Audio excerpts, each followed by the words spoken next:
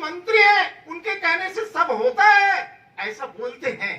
उसके बाद भी इस अपराध पर कोई लगाम नहीं लगा।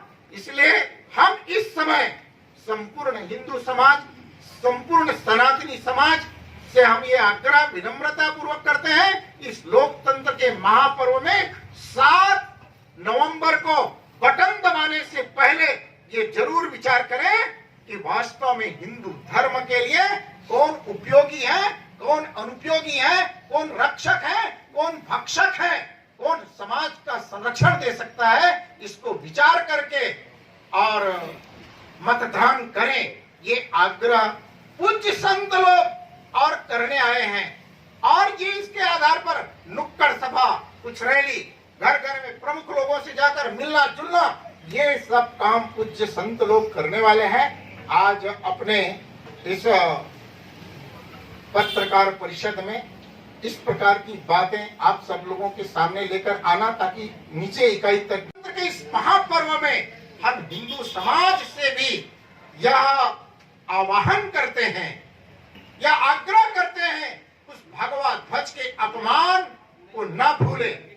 माता कर्मा के ऊपर और चढ़ करके पैर रख करके वो चढ़े, माता कर्मा जी का अपमान, भगवान कृष्ण का अपमान, इस धरती का अपमान ऐसे जिहादी लोगों ने किया। जो तलवार हिलाने वाले लोग थे, तलवार लेकर के जो घूम रहे थे, उनके ऊपर कोई कार्रवाई नहीं हुई। ऐसे अनेक घटनाएं, और इसी घटना के कारण ही, जिहादियों के ऊपर कोई कार्रवाई नहीं होने के कारण ही छत्तीसगढ़ के अनेक राज्यों में, अनेक जिलों में रामनवमी के समय, अन्य समय में ये जिहादी मानसिकता के लोगों ने हिंदू समाज के ऊपर दमन करने का बहुत प्रयास किया है। और ज्वलंत रूप से आप सब लोग परिचित हैं, बीरनपुर में भुवनेश्वर साहू की हत्या, दिन दहाड़े गांव में सभी गांव वालों के उपस्थिति में, पुलिस वालों की स्वयं की उपस्थिति में भुवनेश्वर साहू की हत्या की गई। इसको भी हम सब लोग जानते हैं। तो कहीं न कहीं इसके पीछे भी एक बड़े ऐसे जमाती, जो आतंकवादी गिरोह और उस गिरोह के संरक्षण देने वाले ऐसे लोगों का हाथ, कि केवल लाठीचार्ज नहीं हुआ, तो लाठीचार्ज के साथ सीसीटीवी फुटेज के आधार पर उन्होंने कहा कि हम सब लोगों का पहचान कर रहे हैं और पहचान करके सबको जेल भेजेंगे। ऐसे निर्दोष लोगों के ऊपर और गैर कानूनी ढंग से, तरीके से, और उनको अपराधी बनाकर, एक मुजरिम बनाकर जेल भेजा गया। 27 दिन उनको जेल में यातना सहनी पड़ी। इतना ही नहीं हुआ है, तो आप सब लोग जानते हैं, इसके बाद, इस घटना के बाद भी इसको और नया मोड़ दिया जा सकता था। एक सद्भावना बैठक करके इसको कैसे निपटा सकते हैं, ये भी हो सकता था, ये भी उन्होंने नहीं किया। उसके बाद आप सब लोग जानते हैं कि रेंगा खार में एक साहू लड़के के ऊपर एक मुस्लिम जिहादी ने और प्राण घातक हमला किया। उसके ऊपर भी कोई भी प्रकार के कार्रवाई नहीं हुई। हम लोगों ने दबाव डाला, हिंदू समाज आकर के खड़ा हुआ, तब कार्रवाई हुई। ऐसे ही आप सब लोग जानते हैं कि लोहारा नाका के सब्जी बेचने वाली महिला थी, उसका चुटैया पकड़कर उनसे मारपीट किया गया, घसीटा गया। उनके ऊपर भी ऐसे जिहादी मुसलमान के ऊपर कोई कार्रवाई नहीं हुई।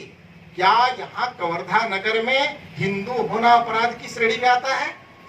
क्या यहाँ मुसलमान होना गौरव की बात होती है? उनको निश्चित रूप से कोई भी प्रकार के निरपराधी कहे जाएंगे।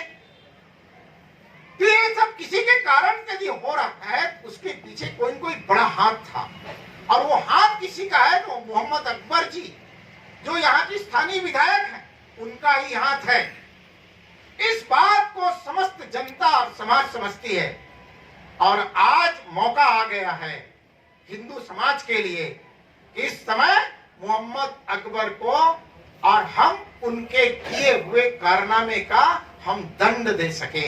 आपको एक बात मैं याद दिलाना चाहूंगा, इस देश में ऐसा सोचा, ऐसा एक दबाव, एक कलंक, एक चर्चा थी कि भाई गैर हिंदू को यहाँ पर मुख्य पद पर नहीं बैठाया जाता है। उसके बदला में इस देश ने एक कहा जाए जिस समाज की आप चर्चा कर रहे हैं उस समाज के देश का गृह मंत्री बना। आपको एक बात मैं याद दिलाना चाहूंगा, इस देश में ऐसा सोचा, ऐसा एक दबाव, एक कलंक, एक चर्चा थी कि भाई गैर हिंदू को यहाँ पर मुख्य पद पर नहीं बैठाया जाता है। उसके बदला में इस देश ने एक कहा जाए जिस समाज की आप चर्चा कर रहे हैं उस समाज के देश का गृह मंत्री बना। बनने के मात्र 3 महीने के बाद ही एक राज्य से 5 लाख हिंदुओं को बेघर करके, बेइज्जत करके, मां बहन को इज्जत लूट करके भगाया गया। सवाल यहां पर है, सवाल केवल झंडा का नहीं है। सवाल यह है कि विदेशी मानसिकता के जो आतंकवादी हैं, एक देश ने रोहिंग्या को अपराधी घोषित करके, आतंकवादी कह करके उस देश से भगा दिया। वहां के जनता ने, वहां के शासन ने को हमारे कवर्धा में ला करके बसाया जाता है। वोटर आईडी भी बनाया जाता है, आधार कार्ड भी बनाया जाता है। सवाल उसका है, कौन किसके संरक्षण में होता है जी? इसीलिए समाज में आक्रोश भी है और जोश भी है और होना भी चाहिए। देश हित में आतंकवादियों को देश से बाहर करना, इस क्षेत्र से बाहर करना अति आवश्यक है। महाराज जी, चूंकि चुनावी वर्ष है तो आप लोगों से चुनावी बात ही होगी। तो जो वर्तमान के विधायक हैं जिनके बारे में अभी आपने बताया, वो मंदिर और दुर्गा पंडालों में घूम रहे हैं, इस विषय पर आपका क्या कहना है? बिल्कुल, हनुमान जी महाराज लक्ष्मण जी को बचाने के लिए संजीवनी लेने गए थे और बीच में कालिनी सीताराम सीताराम सीताराम, उसे बड़ा कोई भक्त नहीं था, लेकिन था निशाचर, था वो वध करने के योग्य, इसलिए हनुमान ने उसका वध किया। करना चाहिए। आगामी दिनों में आप लोगों की क्या योजनाएं हैं? कितने दिनों तक आप लोग यहाँ रहेंगे और कैसे आप लोग आगे कार्यक्रम? आगामी हमारा 31 तक है और समय आएगा, आवश्यकता पड़ेगी तो और भी उसके ऊपर कार्रवाई हुई।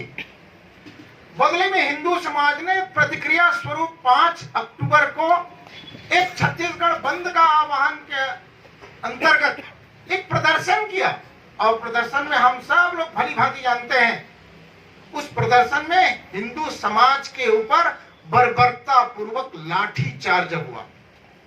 और ये लाठी चार्ज की संज्ञा आप सब लोग देखे हैं, आप लोगों के पास सब प्रकार से वीडियो फुटेज सब कुछ है। क्या स्थानीय विधायक के अनुमति के बिना या उनसे बिना पूछे इस प्रकार बर्बरता पूर्ण लाठीचार्ज हो सकता था? यदि लाठीचार्ज उनकी इच्छा के बिना हुआ है तो उन अधिकारी और उन इस प्रकार के लाठीचार्ज करने वाले लोगों के ऊपर कार्रवाई क्यों नहीं हुई? और यदि उनकी इच्छा के साथ हुआ है तो निश्चित रूप से वो अपराधी की उपस्थिति में या उनकी अनुशंसा या उनकी इच्छा के बिना यहाँ पर न तो ऐसे जो भगवा ध्वज के मान करने वाले जो जिहादी मानसिकता के लोग हैं उनके ऊपर कोई कार्रवाई नहीं की गई। उनकी इच्छा के बिना यह संभव था ही नहीं कि उनके ऊपर कार्रवाई ना हो। दूसरी बात, यहां पर भगवा ध्वज के जो भी भक्त अनुयायी हैं, जो हिंदू कार्यकर्ता हैं, ऐसे कार्यकर्ता जिन्होंने मांग किया कि ऐसे जिहादी मानसिकता के लोग जिन्होंने भगवा ध्वज का अपमान किया, ऐसे लोगों के ऊपर कार्रवाई होना चाहिए। करेंगे, हमारा अधिकार बनता है, संतों का अधिकार बनता है, सबका अधिकार है तो हमारा भी अधिकार है। और इस यहाँ पर हम अपना अधिकार का प्रयोग नहीं करेंगे, यहाँ पर धर्म ध्वजा का नहीं करेंगे, तो हम कहाँ करेंगे? ये धर्म नगरी है और यहाँ पर जो हो रहा है गलत हो रहा है। इसी 4 शब्दों के आपके बीच में रखने का आया था। उसी संकल्प को दोहराने के लिए, याद कराने के लिए, संकल्प दिलाने के लिए नहीं। हमने संकल्प उसी समय 2 साल पहले दिला चुके हैं। उसको समाज को याद कराना और समाज को जागरण करना और ऐसे विधर्मी, समाज द्रोही, सनातन विरोधी को यहां से दूर भगाने का काम, जनता को लोकतांत्रिक तरीका से समाज को जगाने का काम संत समाज करने के लिए यहाँ। उसी समय भी बात कहे थे कि जो सनातन विरोधी हैं, जो समाज द्रोही हैं, जो आतंकवादियों को संरक्षण देने का, अपराधियों को संरक्षण देने का काम करते हैं, उसको इस समाज से, इस धरा से भगाने का काम संत समाज करेगा। लोकतांत्रिक माध्यम से जन जागरण करके ये संकल्प संतों के साथ आपके सामने अपना 2 शब्द रखना चाहूंगा। हम सबको ज्ञात है कि 2021 में जिस प्रकार